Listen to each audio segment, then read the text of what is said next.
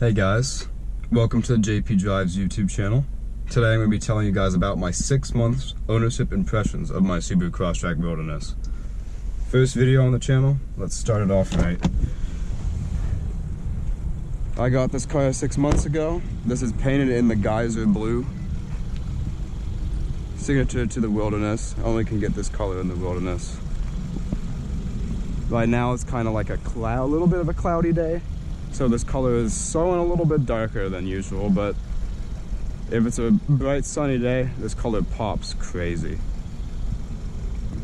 Give you guys a little walk around the car here.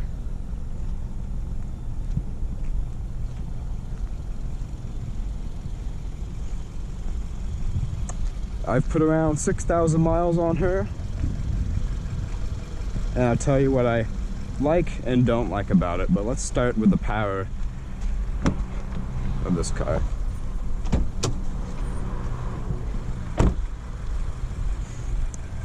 Of course, we have Subaru's Boxer 4 engine here.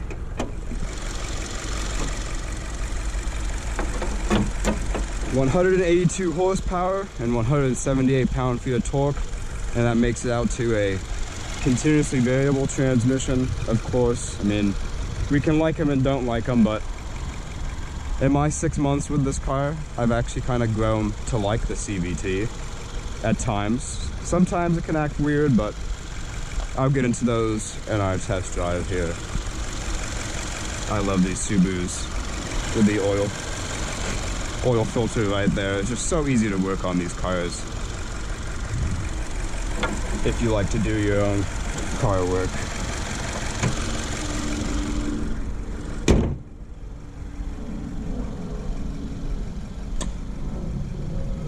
Let's get to the wheels here. We have our Yokohama Geolander all-terrains.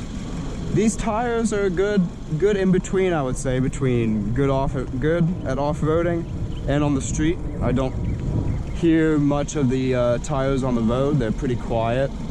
I'm not taking this car on very intense off-roading, but on dirt roads it handles pretty appropriately, and on the highway it's good as well. Getting to the doors, the door panels here. I like the soft touch up here, especially for my resting my arm. It is hard plastic down here, right here. It's a little soft right here, but overall I like the materials on this door. This faux carbon fiber, it's nice, but it's kind of like you could give us real carbon fiber, but I don't know how I feel about that, if I would prefer gloss black or not. But overall, I like how these door panels are constructed. I think they hold up to the test of time pretty decently here. Getting into the driver's seat here, we have our gauge cluster right there with a small screen in the middle. It's still analog in these cars, which I feel like that's going to be going away in these few upcoming model years, but the main point of concern right here, a digital screen. Oh. Those little things are cool. A digital screen. I could say so many things about this, but overall I like this system. I don't mind it. Right when you start your car in the morning, my main complaint is I'll go to hit this auto start stop to cancel out the system, and sometimes it does not recognize my click, or it'll be delayed. So I hit it again, it'll do it like twice and just re-enable it again. So I wish they were to update their system a little bit. But overall, I haven't had many disconnects. I've only had to hold these buttons once to get it to reboot, which I shouldn't have to worry about that. But overall, the screen's been good. I love how CarPlay is oriented like this. It's very easy to see what's coming ahead of you on maps. So from that aspect, I really like that. Getting down to a shifter here, a little bit of gloss black. I've kept it pretty scratchless here, but it's a little dusty right now. But just gotta have a microfiber with that, but it'll just get scratched and there's nothing you can really do about it. But to the shifter, it's pretty short throw.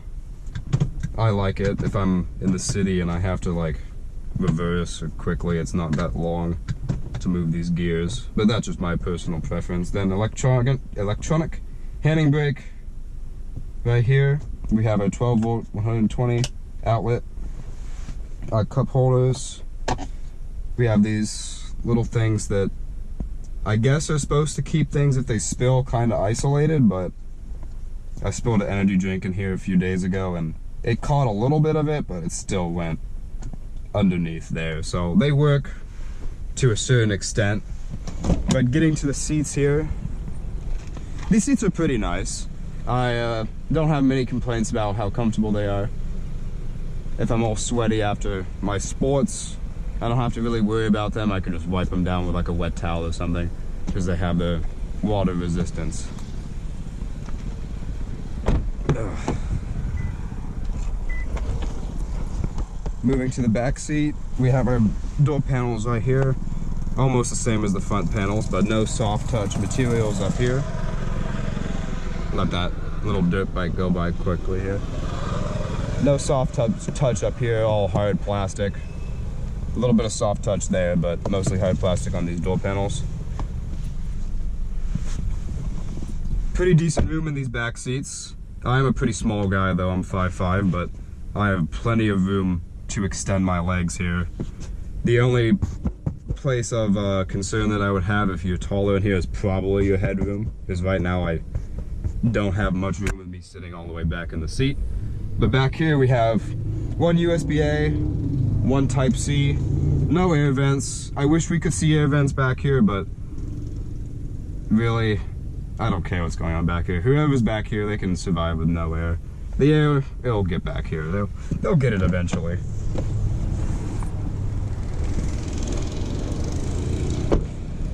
Moving to the cargo area back here. It's pretty decently sized. As you can see, I have some scuff marks here, but I've been able to fit many things in here. I put like a whole fire pit back here, got it from Home Depot, it fits. This car is equipped with the rear seat back protectors. I like those because in a previous Subaru we didn't have those, and some stuff got into that fabric and it just doesn't come out. So I like that, how that's optioned out here. We have our all-weather package, all-weather floor liners, and under here we get a spare. It looks like it's a compact spare. You get a compact spare down here. Ignore the tennis balls and the seat. But overall, there's a lot of good room back here.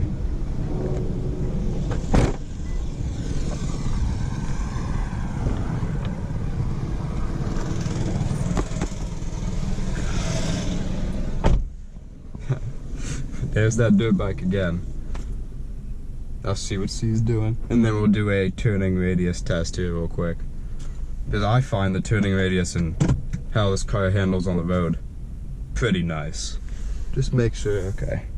We'll do our turning radius test. We'll just start from right here. You just fully crank it.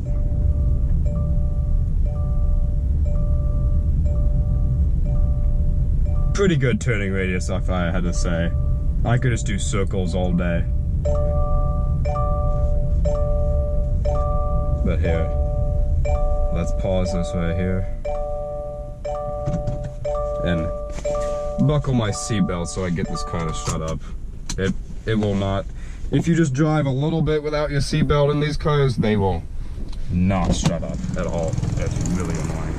But that covers our outside impressions. This car is also equipped with the optional package for the Harman Kardon sound system and the moonroof up there. It's equipped with that. I love that little moonroof. It's perfectly sized. But I think that about covers it for my impressions on this car's looks and some of the ways it handles and some of my opinions. But let's get to the driving part and how it handles on the road here. Don't worry, I'm taking that off.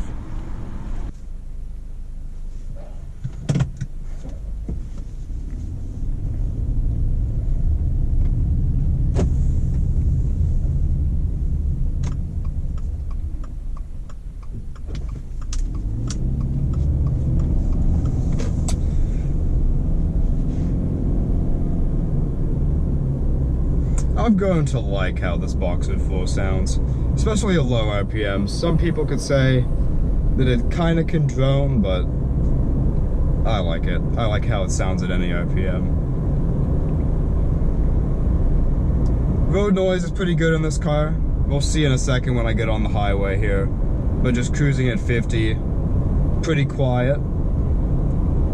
Not much complaints about that. I love the steering rack on this car though, driving it around. It is very nice.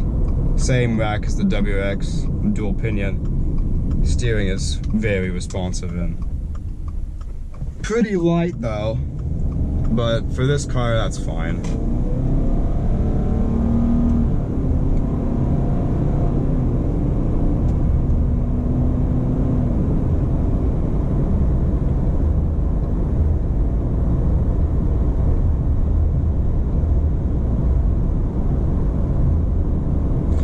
For me, on average, I get around 21.1 miles per gallon in the time I've had this car. I probably could get more out of it if I really tried, but it's been in the 21s for me, even if I tried a little bit to get good fuel economy. But I'll have the rated fuel economy numbers at the top of the screen here for you to look at.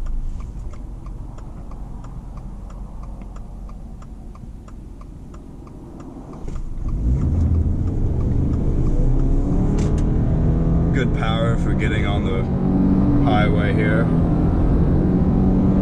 You're getting up to 60 miles an hour.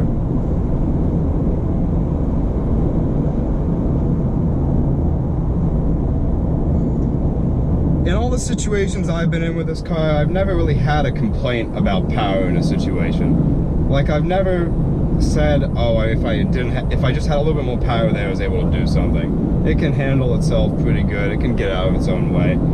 It is not fast by any means, but it gets the job done when it comes to just normal driving. If you want something that's fast, get a BRZ or WRX.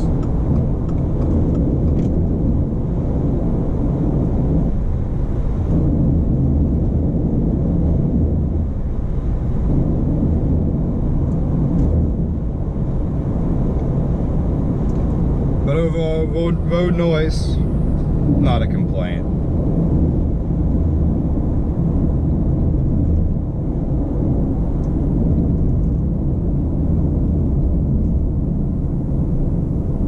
And then one thing I noticed when I first started driving this car are the brakes. The brakes, in my opinion, are pretty good. They get you to come to a stop in a pretty decent amount of time, and there's an electronic brake booster. I don't know if that's the exact wording they choose to use, but it allows the brakes to be pretty sensitive. You don't have to put a lot of pressure on them to come to a stop. In my 6 months, I've noticed that I'm actually able to come to a smoother stop with that. But at first, when I just started driving this car, that caught me off guard. When I came from a 2020 Forester to this car, that's the first thing I noticed that was really different about it. But once your brain adjusts, I have no complaints about that.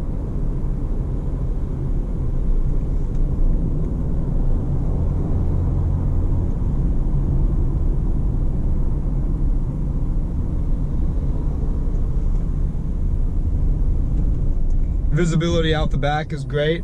My rear view mirror here, I see a lot of the car behind me. Pretty big glass back there. Blind spots, not really a concern. Very small pillars in the back there. I can see a lot through the back windows. And then, of course, we have our blind spot detection on here as well. That really should be the standard for all cars nowadays. But not a concern with that. Great visibility, really, in any Subaru you pick.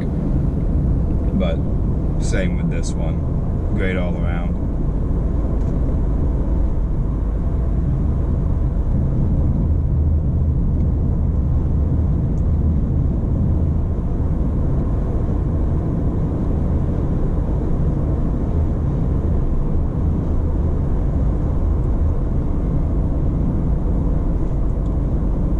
One thing I'd also like to touch on about this one is its revised final drive. I'll have that number up here, but I do feel like it helps a little bit off the line. I don't have many things to compare it to, but having that number changed to help, I mean, the main purpose for it is helping off-road to give you a little bit of an extra kick, but for on-road, just knowing that something's changed to give you a little bit help off the line is much appreciated.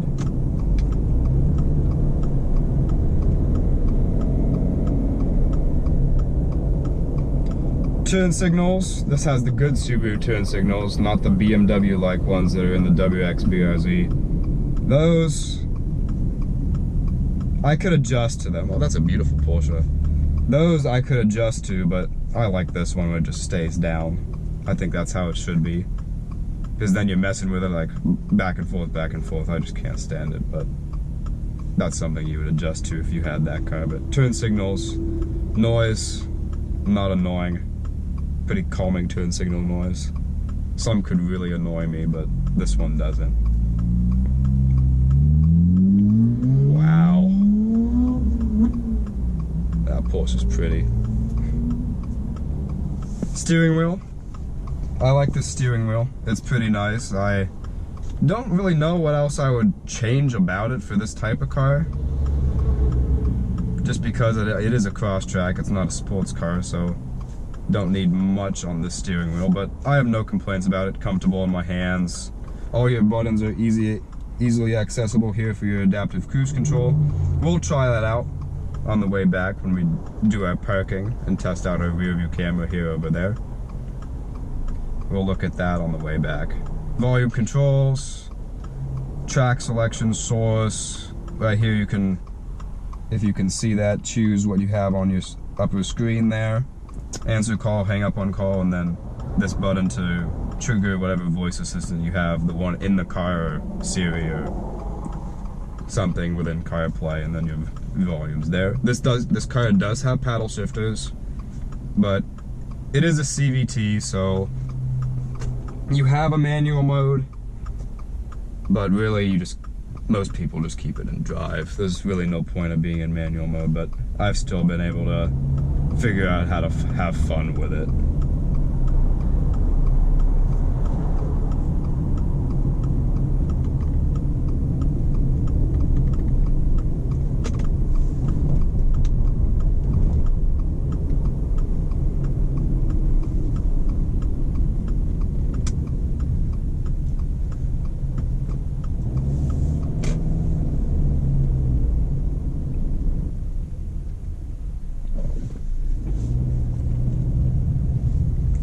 That guy almost just hit me.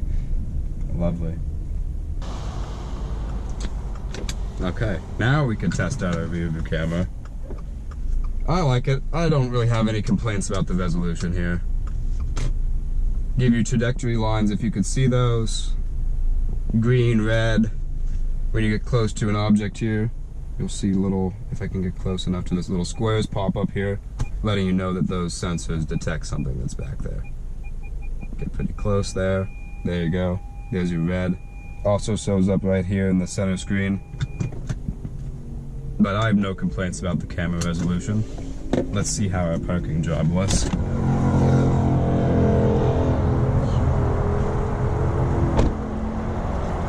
Nice. Right on the money there.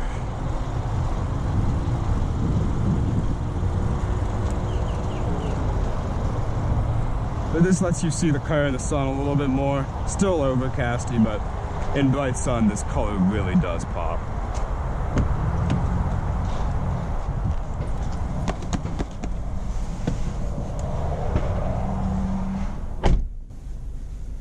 Alright, we'll head back to that parking lot and I'll give you guys a 0 to 60 and we'll test out this adaptive cruise control. When it comes to Subaru safety in this car, it's equipped with the I think is the latest eyesight. I don't have any complaints about it. It hasn't saved me yet from anything, which I think is a good thing. But at times it can be a little overly sensitive if you're getting close to an object, which I've noticed on some of those back roads I just drove from to get here, that sometimes around those corners I think I'm gonna hit something, but I'm not. But it's better to be overly cautious when it comes to that type of stuff. But really no complaints about that. When it comes to the lane keep system on here, I do choose to keep that on. It doesn't annoy me. It's not overly strict about me keeping the lane. It'll push me back in it, but overall I don't mind the lane keep on here. I keep it on for a reason. One time lane keep saved me in the Forester, so ever since that day I'm gonna keep it on. But here, we'll jump to when I get back on the highway here.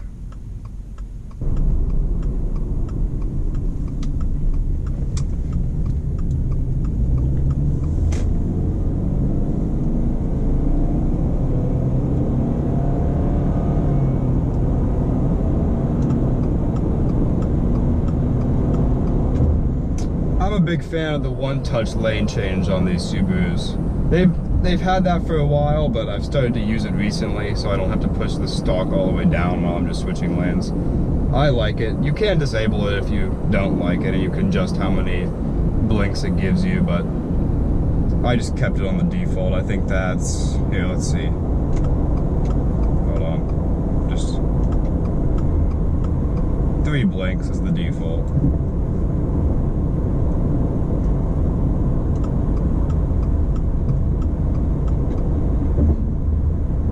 But I like to hold it down a little bit.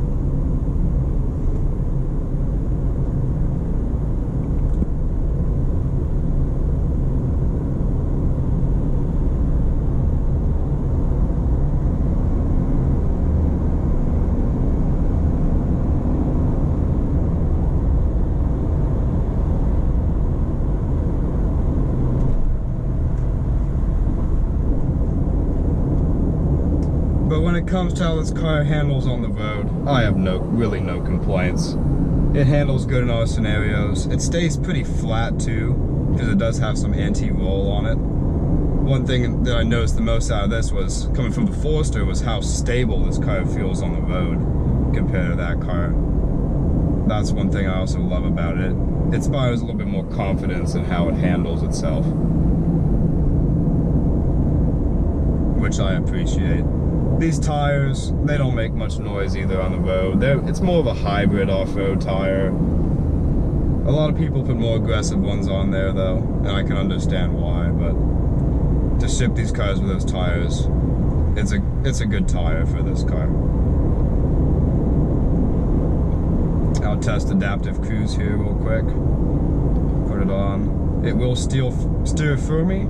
I don't have to steer, but it's not a hands-free system. So in a second here, it'll ask me to put my hands back on the wheel. It should brake for me too. Yeah, keep hands on steering wheel and just give it a little jiggle. Let's see if it brakes for me fully. Oh, impressive.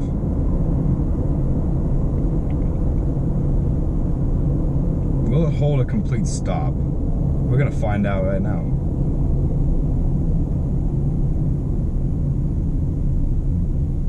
Without hopefully slamming into this Mazda in front of us. Wow. Okay, impressive, Subaru. I am gonna take over here because I got my light right here. But adaptive cruise, in my opinion, in this car, functions very nicely. No complaints really about that.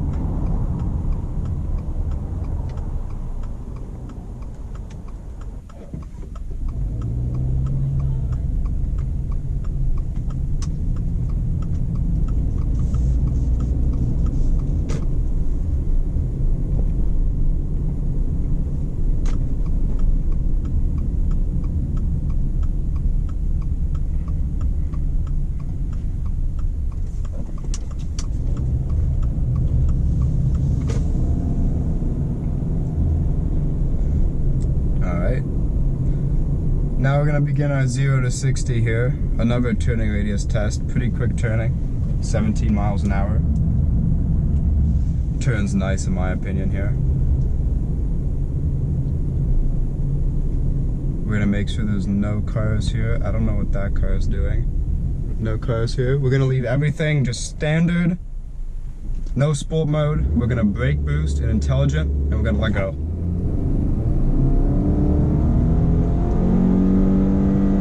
It pins it to 6 grand, and there's 60. So it gets to 60 in a decent amount of time. It isn't impressive, but this car gets out of its own way, and it gets out of its own way in a reasonable time.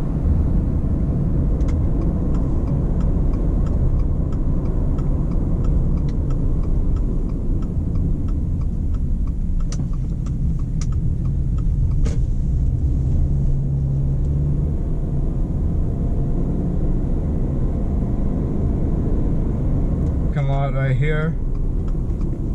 We'll wrap up our review, my 6-month ownership review of this Subaru Crosstrek. Really no complaints. I've had no problems with it. It's been a great car, and I hope for a very much longer time with it without any problems, which should happen because it's a Subaru. So thank you guys for watching my first video. I appreciate it if you were to like and subscribe and help support. That helps to support the channel very much.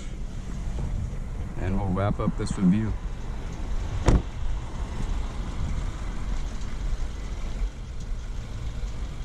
Thanks for watching. Have a blessed day.